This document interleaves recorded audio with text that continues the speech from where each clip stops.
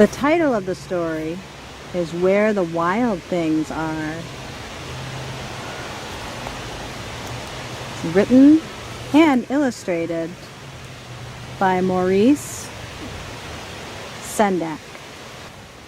That night, Max wore his wolf suit and made mischief of one kind and another.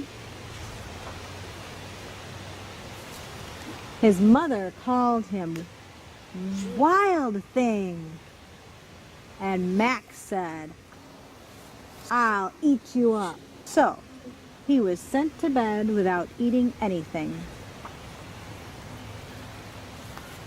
That night, that very night, in Max's room, a forest grew and grew and grew until his ceiling hung with vines and the walls became the world all around. And an ocean tumbled by with a private boat for Max, and he sailed off through night and day and in and out of weeks and almost over a year to where the wild things are. And when he came to the place where the wild things are, they roared their terrible roars and gnashed their terrible teeth and rolled their terrible eyes and showed their terrible claws, till Max said, "Be still," and tamed them with the magic trick of staring into their yellow eyes without blinking once.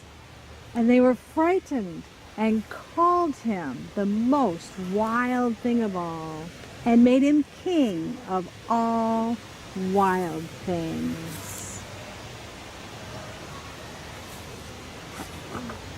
And now let the wild rumpus start.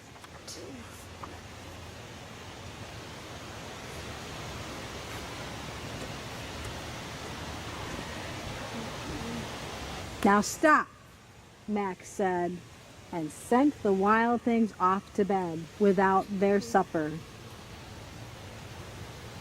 And Max, the king of all wild things, was lonely and wanted to be where someone loved him best of all.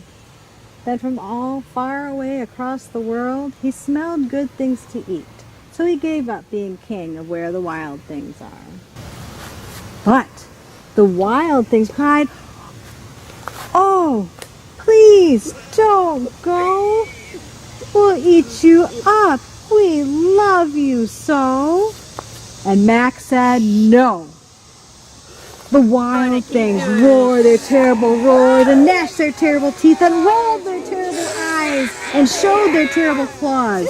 But Max stepped into his private boat and waved goodbye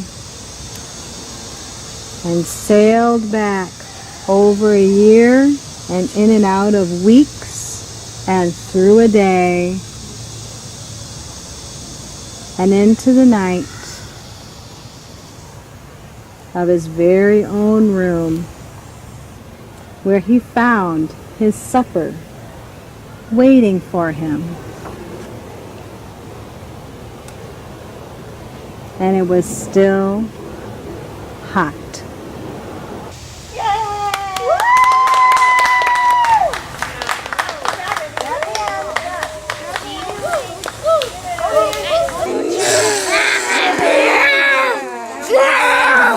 Oh.